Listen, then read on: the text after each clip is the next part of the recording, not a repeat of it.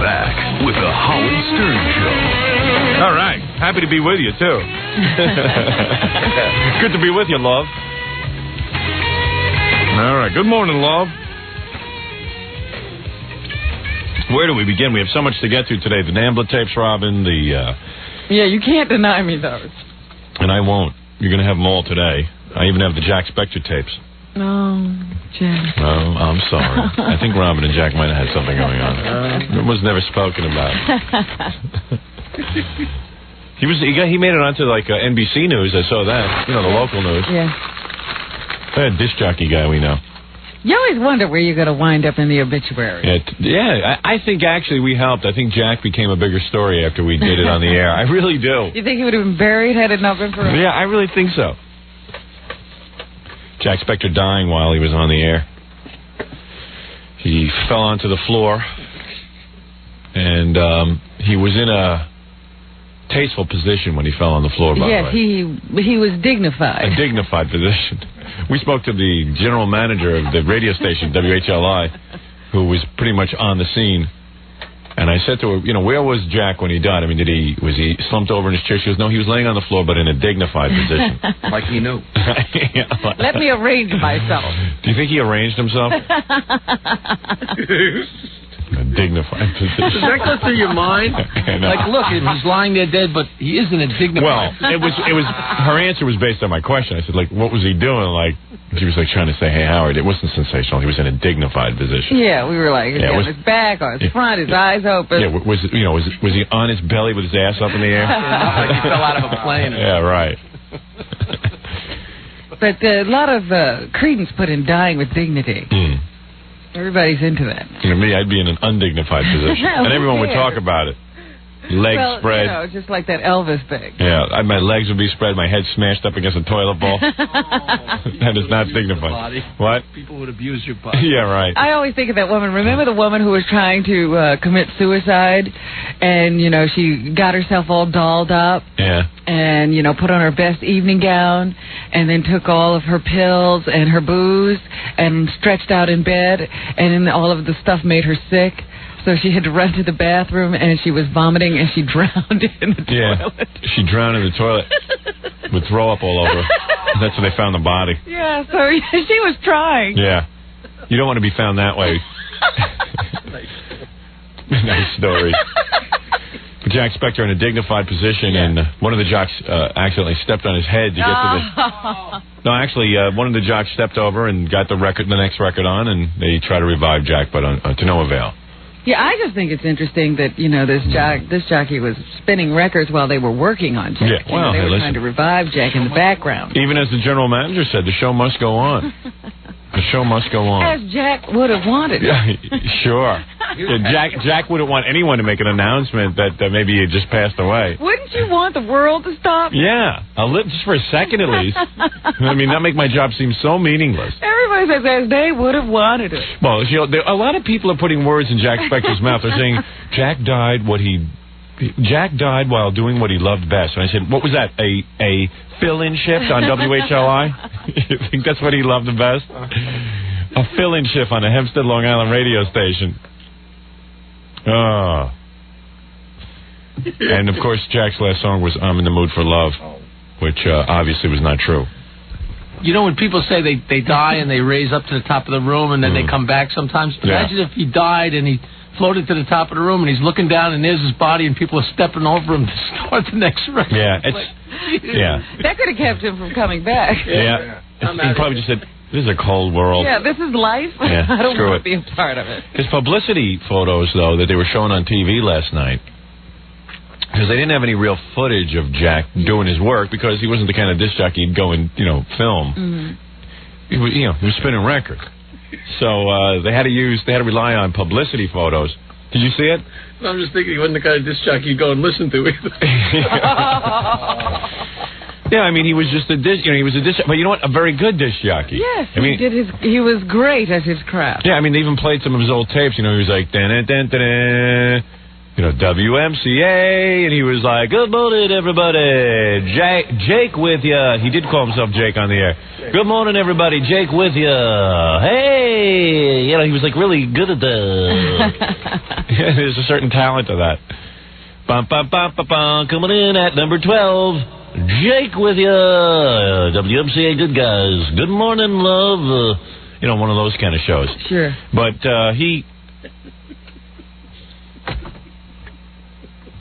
it wasn't a real interesting show, but it was professionally done. Holy cow, there's a temperature again today.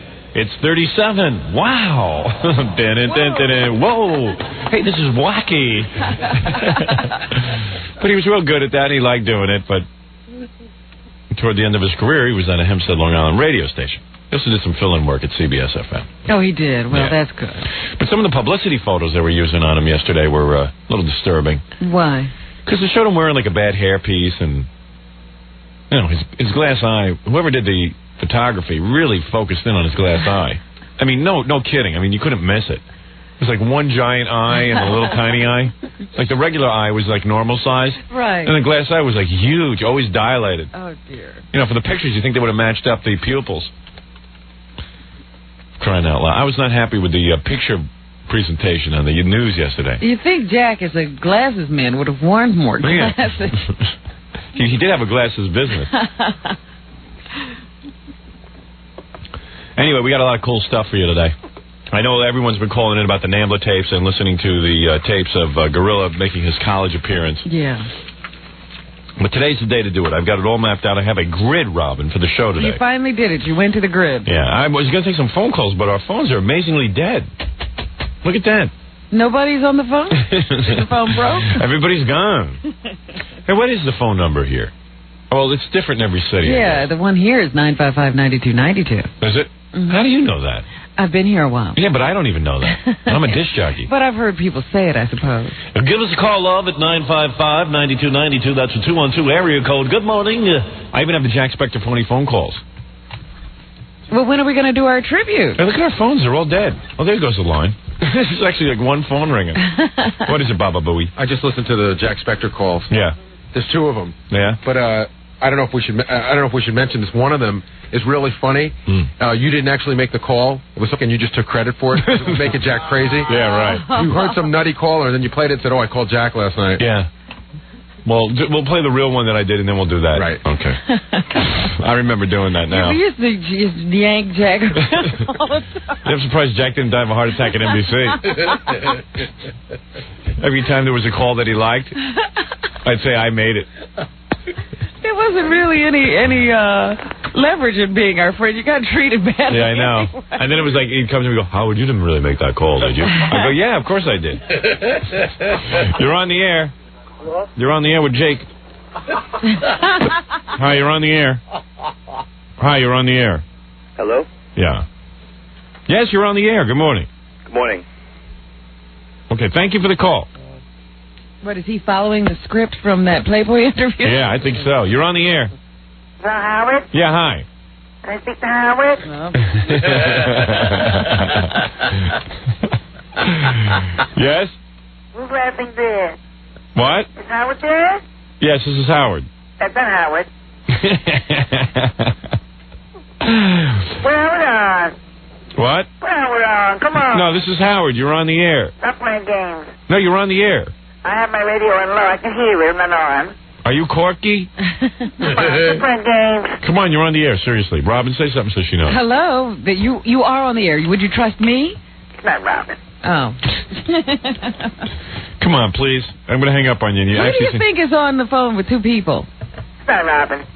Who is it? Oh, well, all right. She sounded interesting. She was worth trying to convince. Definitely somebody of limited intelligence. Perfect phone caller. Had one on the line. You're on the air. The one that got away. I'll be dreaming about that for a week. You're on the air. Howard, Yes. for your publicity photo in your obituary, they're going to use your old NBC photo. Yeah, the one where I look like Charles Manson. With the bouffant hairdo. No, what is the one where I look like that drug lord? I look like remember they show that one where I'm heavy and I've got a real bad mustache. Yeah, I know. You know, back, now I put such effort whenever I have to take a picture. I gotta get a makeup guy, I get Ralph to do my hair, I get, clothing together. Even in that one, you had a 5 o'clock shadow. In the old days at NBC, I didn't even care. Like, people would come and take my picture. It wouldn't occur to me to fix myself or do anything. A silly-looking blue work shirt, yeah. Blue work shirt, or one of those bad, like I had a Burger King silk jacket or something. You know what I mean? Like, I just didn't care. There was a beauty to that. Although when the pictures would come out, I'd go, oh, my Lord. Who's going to listen to this show? Looking this way. People will be repulsed. There was a time I just didn't care. Now I try to at least spruce myself up for. He's not. Tell me what you want to do. Do you want to just do the news and wrap up the show, or do you want me to do the Jack Spector stuff? Jack died, and we ought to pay a tribute. All right, I'll do some Jack Spector stuff next, right after these words. We are back with the Howard Stern Show. All right, Rob, because you requested it, I wanted to do it a little earlier in the show, but I don't know. The time just flies when we're doing this program. Jack Spector, the disc jockey, one of the disc jockeys we worked with at NBC, died on the air. In a rather bizarre way. On the air, you know what I mean? That's the worst. What a way to go. But he was a nice guy and everything, and we worked with him at NBC, so I dug out a tape. Actually, this is when I called. I made a phony phone call from my house. Me and Fred were sitting around in my house eating food, and Jack used to come on after us. We were on in the afternoon. We were on from 2 to 6 or 3 to 7 or something. 3 to 7, and Jack would come on at 7 o'clock and do a sports show. And he didn't get a lot of phone calls and stuff because nobody listened to the damn sports show. Because so he'd be there prattling on, waiting for the phone to ring. Yeah, and Jack never got a lot of calls. So we would call, and if he got calls, they weren't that positive, and Jack didn't know anything about sports. So I used to say to Fred every night, let's see how long I can stay on with Jack, and I'll play for Robin tomorrow. And Jack started to get paranoid because we did it so much to him. He never knew when it was a Stern phone call or not. Yeah, every phone call was like, hi, Jack. And I'd be like, oh, is this Howard? But there were times that I really had him going. Yeah. He was, oh, is this Howard?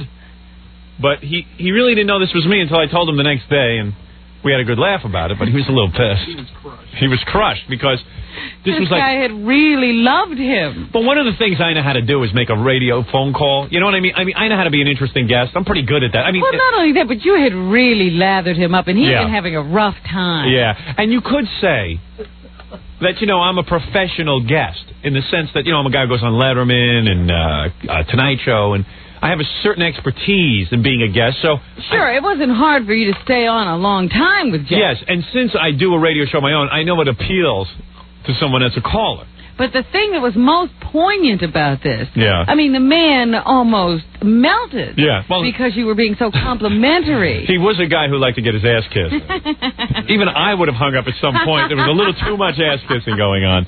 But here I am calling from my house. Jack Spector has no idea. As a tribute to Jack. We'll play one of our best Jack goofs. Yeah. And then afterwards, I'll give you a treat. I'll play you a call that I claimed was mine and wasn't. It drove me even more crazy. Here. But this one is mine. You'll get to hear Jack Spector work. You'll get to hear Jack Spector work. Here we go. It's chilling now that Jack is gone. In fact, Jack Spector doing what he loved. Here's Jack Spector doing what he loved, getting yanked by me. Here it is, Jack Spector and Howard Stern. Hello, you're on NBC. Well, here we have a bad tape machine again. There's a little problem now. Now remember, I'm on NBC. So this is a long time ago. I'm going to have to switch tape machines. Because that was the same machine that had that problem yesterday. Yeah, well, this is the equipment here at the station. But this is $1 billion company because they won't spend any money on tape machines. Well, that's one way to make money. We should be all digital by now, but I don't know. I'm the only one arguing for it. Scott, give me a hand. Will you switch machines? I do this whole setup, and then it's just very upsetting. I'm very, very upset. I am a professional, This is a daily occurrence. That'll happen a couple of more times before they'll actually fix it. When do you think they will fix that, Scott? Scott, what's your ETA on fixing that machine? I told them about it. What? I can't hear you over the music. I told them about it. I thought they'd get to it yesterday. All right. Well, there's no rush. It's okay. Tomorrow, maybe. This is only the stuff that goes on the air. Yeah. I'm sure everyone was back there playing their Prodigy baseball. So, I've caught the... Just joined. Who, Scott, the engineer? Did you join Prodigy Baseball League? There you go. What? I can't hear you. What? Yes, I did. Oh, you did too. Okay, good. He thought he needed a little exercise. What's the matter? You don't have enough? You don't have anything to do? No, nothing to do. You're completely overweight. You smoke way too much, and now you're going to play baseball on a computer. Right. Why don't you go out and join a real baseball league? Okay. Wet and sweat. I'll try that. What? Yeah. What? Wet and sweat. Have a heart attack? You can't smoke in real baseball. Right. Will you be able to smoke and play Prodigy Baseball? Absolutely. He's got to be the only guy hitting a home run with 4 cigarettes in his mouth. You have Prodigy? Yes, I do. So you'll sit at home and with a computer and play this? I'll try it. Yeah. Okay. Good. You know, it takes hours. I see Dave Herman back there, the disc jockey. He's back there, too. He comes in early so he can get that done. You're all set. All right. And I know Richie plays back there, too. I see him, the other engineer. I think they're in the same league. Yeah, oh, good. Well, maybe you can play here, too, with Richie. Yeah, that's good. I don't have time to play here. All right. Sure. Neither does Richie, but he manages to squeeze it in. No. I think he's all set up at home now. So. Oh, is he good? All right, yeah, that's better. Yeah, because you mentioned it. I don't know where Tom, our general manager, is. I walk through the whole. I see like Dave Herman sitting there using up the company's phone lines, playing Prodigy Baseball. Playing against Tom. Yeah, I guess so. Everyone's bored around here. And Dave also answers his own mail. Yeah, it really annoys me when I see Dave on his computer, like relaxing and answering mail and playing baseball. It just annoys me. And I'm running around screaming because I got too much to do. Dave's got a young family. He should be working harder. Dave gets away from Dave is here earlier and earlier, getting away from that young family. As that family ages, Dave is here earlier and earlier playing Prodigy Baseball. No, they just had another baby. Oh, yeah. It's enough to get you out of the house. That's why you marry a young woman, to give her to have another bunch of kids. Well, did you remember that DJ we used to work with his shift started at 7, but he came in at 3 because he couldn't stand his kids? This guy started at 7 at night. And at 3 o'clock in the afternoon, I won't mention his name, but at 3 o'clock in the afternoon, he used to be hanging around the station. Yeah, well, there was a good reason to get away from those guys. Yeah. His kids were horrible. All right, here we go. Here I am at NBC. I am playing on the air the Jack Spector tapes. Here it is, Jack Spector and Howard Stern. Hello, you're on NBC with Jack Spector. Thank you for hanging on as long as you have been. Hello, Jack. Yes, sir. Go ahead, please. First, I got to tell you, you're doing a great show. All right, well, that's your opinion. I sure Why am I love it. fighting with this guy? Hey, wait a minute. I thought you said something bad. That's okay. No. I just say you're doing a great show. What do you like to be called? You can tell it's me, right? Yeah. I mean, it's my voice. Yeah. And back it up just a little bit, Bruce. And you ever notice Jack Spector asks on the air that he be called Jake and Jack? Like, you're not sure what to call. He calls himself Jake. Sometimes he calls himself Jake, and then sometimes he calls himself Jack. Yeah, so I asked him about that. Go ahead. I thought you said something bad. That's okay. No. I just say you're doing a great show. What do you like to be called, Jake or Jack? I don't care. Just never late for breakfast. That's all. Okay, because I hear you calling yourself 2 different names. Yeah, I don't know. It doesn't matter. No, I just see whatever you like best. How about Your Majesty? I don't get. So let me tell you something. You're good enough to be called Your Majesty. Yeah. I heard them all. I've heard all the guys. I've heard Marv Albert, Steve Albert, Prince Albert. You're the best. I love it. Sign this guy up. Yeah, good. No, I just have a lot of fun with it, and You like the Prince Albert line. But it sounds like me, doesn't it? Mm-hmm. If you just talk in a regular voice, Jack Spector doesn't know who it is. I couldn't believe he didn't know it was me. And then I said I better start changing my voice. So you can see, as I'm calling in, I start to change my voice. But and the other thing about Jack, he cuts you off every time you start talking. Yeah, I noticed that you're talking over each other a lot because he doesn't even let you finish a sentence. Jack, I'm gonna mention this to him tonight if he's still talking to me. Nobody around here talks to me. But as I was calling in and I had some good lines to lay on him, he wouldn't let me finish a sentence. Yeah. Just check it out. refuse to take it all that seriously because the sun is going to come up tomorrow. He said hopefully. We're kicking around an idea. Theismann, do you think he's affected by Kathy Lee Crosby? I mean, he was fighting with his wife, the divorce, the whole thing. You think it affects him? Does it affect the player? I would say so. Well, what are you leading up to? Can we talk about it on the radio? Well, I'm just saying that, he's gone kind of showbiz. Maybe it's... Well, hey, years of success, a lot of salary. He's moving in with celebrities now. High society. He's losing his roots, maybe. Well, I don't know. That's really hard to say. It happens to guys. I don't know that it happened in this particular case. His wife said that he just never had time. After they won the Super Bowl, right, a couple of years back, he was suddenly out on the banquet circuit. He was doing commercials. Maybe I shouldn't keep interrupting this, but notice I'm asking Spector about Theismann. Yeah. And then all of a sudden he starts saying, oh, you're right about Montana, but I never bring anything up. He just keeps rapping. I'm trying to say stuff, and he doesn't let me say stuff. Well, just listen. He was in demand. He suddenly is, quote, a star. I mean, really a star beyond just football. That's what happens when you win the Super Bowl. He's a sexy guy, right? It happened to Joe Montana to a degree, although I think he's keeping his... Well, wait a minute. You're right, because I think Joe Montana had a marriage breakup. Sure, all these guys. They go Hollywood, and then right away they don't care. That's right. Wait a minute. Right. He won the first Super Bowl about, what was it, about 40 years ago. What, is he on a different frequency? Yeah, he was married. Then he got divorced, and I think he has since either remarried or he's with someone else twice now. So, yeah, I suppose it does. So why don't these guys ever marry a plain, nice girl like you and me, Jack? What, are you kidding? Oh, you say that to my wife, she'll punch out your lights. My wife happens to be a nice girl. No, wait a minute. I got to say this. Oh, please, give me a chance. I got to go home tonight. You know what I'm saying, Jack. I got to say this. My wife happens to be a tall, willowy blonde. Well, believe me, I wish I was with her tonight. She's a gorgeous creature. Are you kidding? I'm doing this for a living. I could be home. You're a lucky man. I'll tell you. She's lucky to have you. No, I'm lucky to have her. I'll tell you, you're a hell of a guy and a hell of a conversationalist to do this thing for 5 hours. Can you imagine it? I'm making this all up. You're holding my attention. Am I talking to Howard Stern? Who is this? It could be Howard calling. No. Howard, get off the phone. Let me tell you, you're very good. Thank you very much. It's nice to talk to you. I'll talk to you any... You see, he thought it was, I think subliminally, he thought it was me. Yeah. But he never catches on that it's me. He just keeps talking to me. Wow. Okay, I'll talk to you anytime you want to call. Can I ask you one thing? Why don't they put you on, instead of put you on at night, put you on instead of that Soupy Sales? No, Soupy's a buddy of mine. And you want to know something, quite honestly? Believe me. But a show of this type... I would rather hear you because Imus talks about sports in the morning. Then it would be natural to have you on that show. He never talks about sports. A show of this type, come on, now face it, be honest, a show of this type at that time of day, the time of day when my buddy Soupy is on, it wouldn't work. It wouldn't work because, very simply, because not enough men, and, sports appeals to both sexes, of course, but there are not enough men available at that time of day. So maybe you're right. No, I know I am in this particular instance. I know I'm right. Well, and besides, Soupy's a pal of mine. Soupy and I have been friends for too many years, and I love him. I really do. I love the man. To know the Soupy sales... Maybe he's a homo. That I know, and the Soupy sales that people who've maybe never Jack's homo. The one you saw on TV, the one you hear now on NBC, and the one you know in person.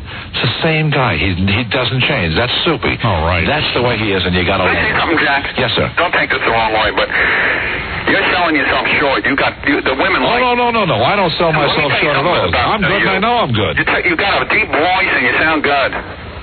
You do. I have a deep voice. You have a nice deep voice. You sound good. Thank you very much. I tell you something. New York needed you on this station. I got to tell you something. Wait a minute. Yeah. Can we talk to this guy for the rest of the show? Everybody, I want to talk to this guy right until midnight. I'm taking you home with me. I know who he was on again. I want to introduce you to the general manager. You got an honest and forthright approach. I try to be, but I'll tell you what. Sports. Let me tell you what you just did. You won the audition. You are now my new agent. Let me tell you, believe me, I like you. Thank you very much. I got to move along, okay? Listen, Jake, Jack, whatever. I love you. Thank you. All right, now wait a second. Now, Spectre not only doesn't know he was just talking to me on the air, but now he talks about me for 15 minutes. Thank you. Oh, boy. Woo! All right. See that what we just did? Now Howard's going to claim we stole it from him. How dare you applaud? I invented applause. All right. Hey, he may have. He looks old enough. Anyway, 212. No, come on. 212-247. I love a call like that. If anybody remembers his voice, he gets through instantly. I don't care until he turns on me. You see, I know that most DJs, or I guess Jack likes to think of himself as an air personality, but he's a disc jockey. They all have such tremendously swelled heads. That's all they want to hear about is themselves. Yeah, all they want to hear about is themselves. So I just appealed to his ego, and I got on the air for 6-7 minutes. Notice I didn't get hung up on. See, it's not a sports show. It's a Jack show. I mean, seriously, the problem with our callers is they complain that I hang up on them. But that's the way you make a phone call. Yeah. Spectre, who hangs up on everyone, I was on for 6 minutes. He talked to you for 6 minutes and 45 seconds. That's almost 7 minutes. And now he's still talking about me. Yeah. And he applauds the call. Yeah. When he turns on me, then it's, forget it, persona non grata, as they say. 247. Hello, this is an embarrassed Jack Spectre, but not that embarrassed. You're on the air. Go ahead, please. Why are you embarrassed, Jack? No, not really. I'll tell you something. It is a little tough when, Because in a way, well, I'm not defenseless. Well, my defense was I could have cut the guy off. You know, really, because that's not the purpose of the show, to hear only those kind of... The thing is really to talk sports, and I'm not being falsely modest, but the idea is to talk sports. I appreciate the compliment. I'm crazy about it. But, you know, the idea is to talk sports, and it throws me a little bit. You know, when I first went into broadcasting... And I'd show up at a party, and my mother, you know, and mothers have a way of doing... He's still talking about me. Yeah. I mean, it shows you I knew just what I was doing when I called in that show. I even said to the guys, watch, I'll be on 8-9 minutes. Yeah. He's not going to hang up on me. I'm just going to appeal to his massive ego. Because I can tell a guy... you learned nothing about sports during that call. Because Spectre takes himself so damn seriously. You know, I mean, we know that because, like, we were on the air Friday night kidding around with him. Yeah. And I just happened to mention Lenny Bruce did heroin. Yeah. And Spectre was like, how dare you? No, that's the stupidest thing I ever heard. Yeah, that's the stupidest thing I ever heard. I said, oh, man, does this guy take himself seriously or what? Me, Daddy. He's like, when he walks in here, he's like my dad walking in. I'm afraid to talk about drugs or sex. We get reprimanded. Sit up straight. Sit up straight. Do your show. Did you wash behind your ears? Shut your mouth. Do your damn show. Don't belch. Get upstairs and do your homework. That's the most ridiculous thing I ever heard. Outrageous. So, Spectre, it's already 10 minutes that I'm being talked about here. Go ahead. And my mother, you know, and mothers have a way of doing this to their sons, right? And my mother would introduce me to some relative that I had. You notice that, first of all, my voice is very high back then, but also, isn't it amazing that,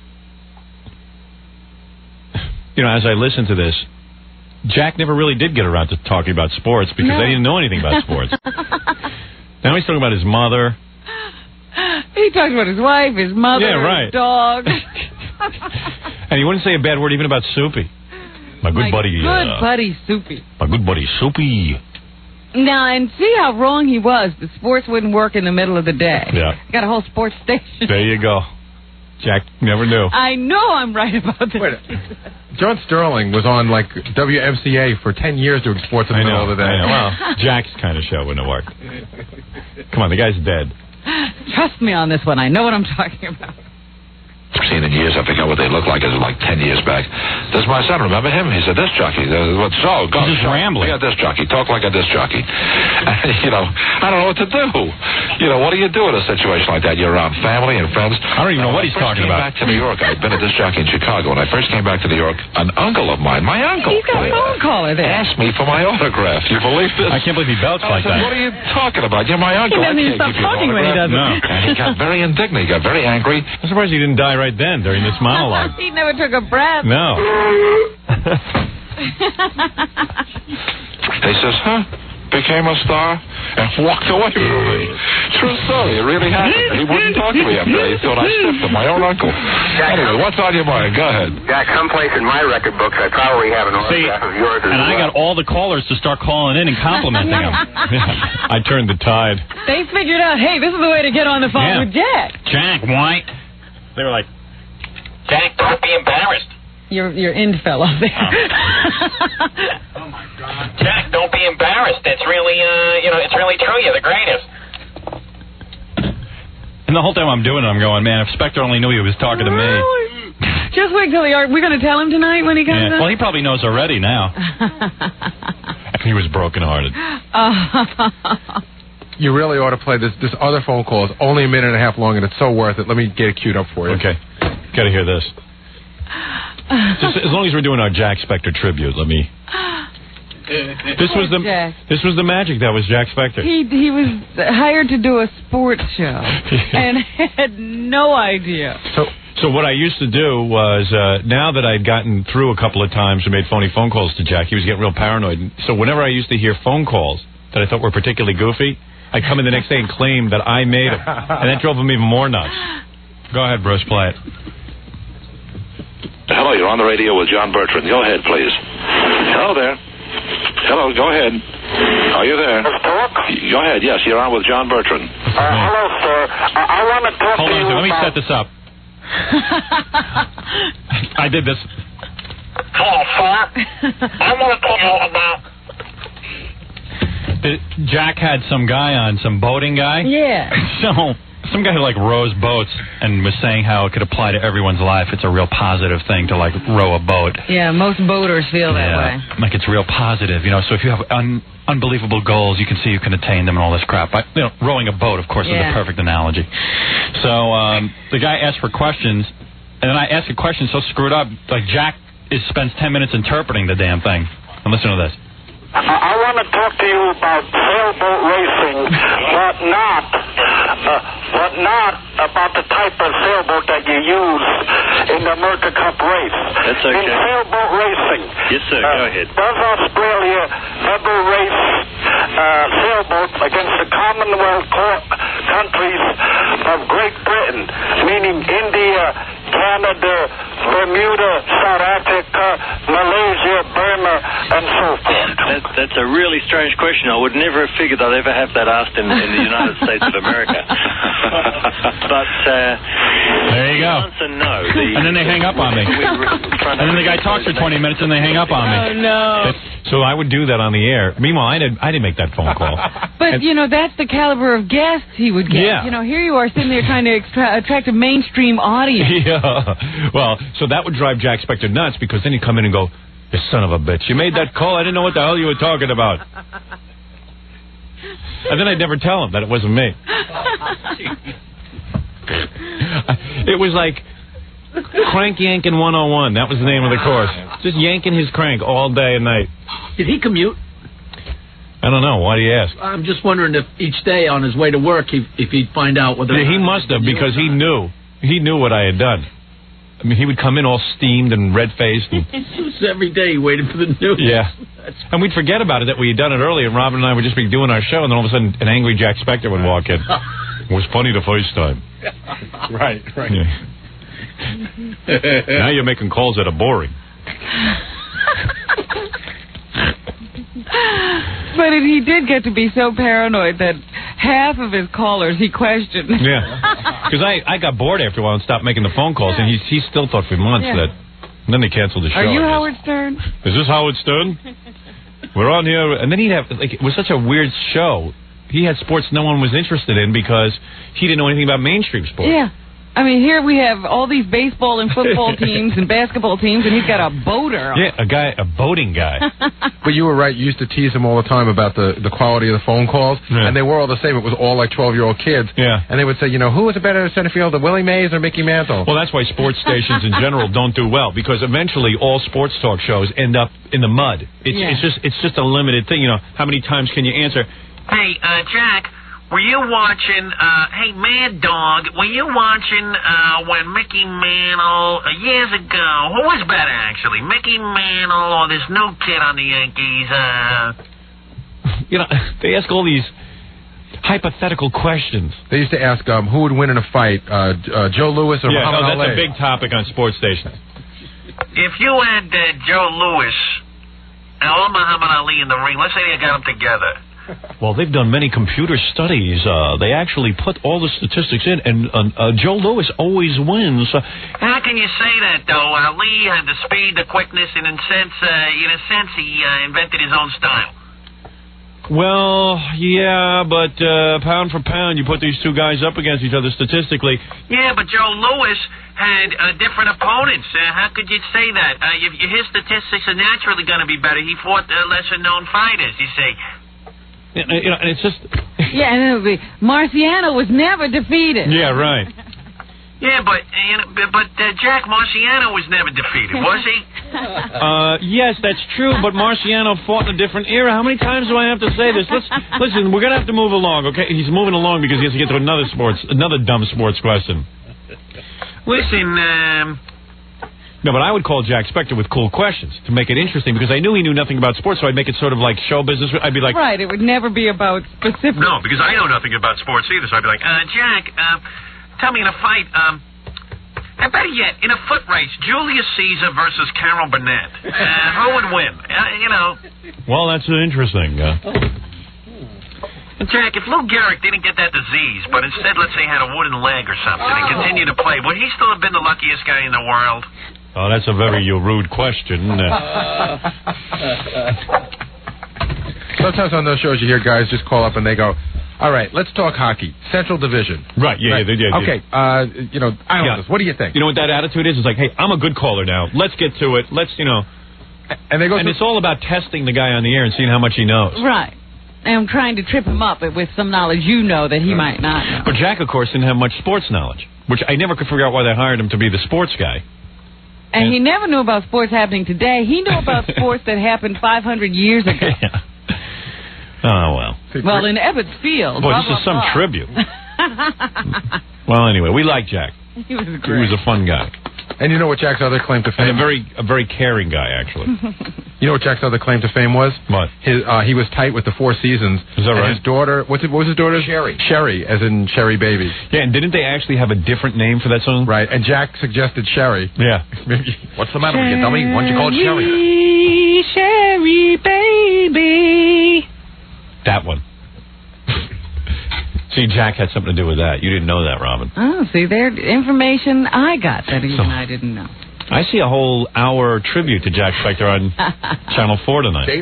They interviewed every disc jockey on WHL. Oh, they were so happy. Did you see those disc jockeys? Every old disc jockey was being interviewed. They look like they ran out and got haircuts. And they all said the same thing. It's a cliche to say this, but, Jack was the kind of guy that will be missed. Did you see that? And then they played his send-off to end the piece. Yeah, it was beautiful. What was it again? What's his send-off? Hit the streets and... Look out, streets, here I come. They played that, and that's how the piece ended. And ironically, Jack hit the floor. Without warning.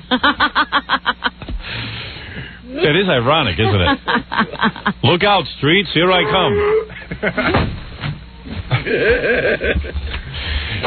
But he was a very concerned guy. If he got fired or something, he'd call you annoyingly. He would just call and see if you were doing all right. And he was a nice guy.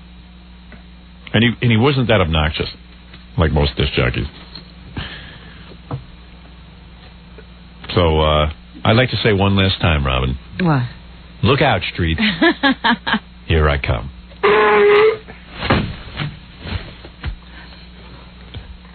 He was a good dude. In a loose He will be missed. He will. Yeah, I don't want to say a cliche. I wish they would have interviewed me. I would have gone. I don't want to make a cliche, but he will be missed. You saw the report, right? Because the guy did say he will be missed. They always say that. Yeah. I know it sounds cliche, but he really will be missed. And you know what? They've already forgotten him. Yeah. I bet you there's a guy replacing him right now. All right. Don't miss him at all. Very good. We got to take a break. Let's do the news for everyone. Okay. I see you got a lot of good stuff. And we'll give one final good night to Jack. All right, but we'll be back right after these words.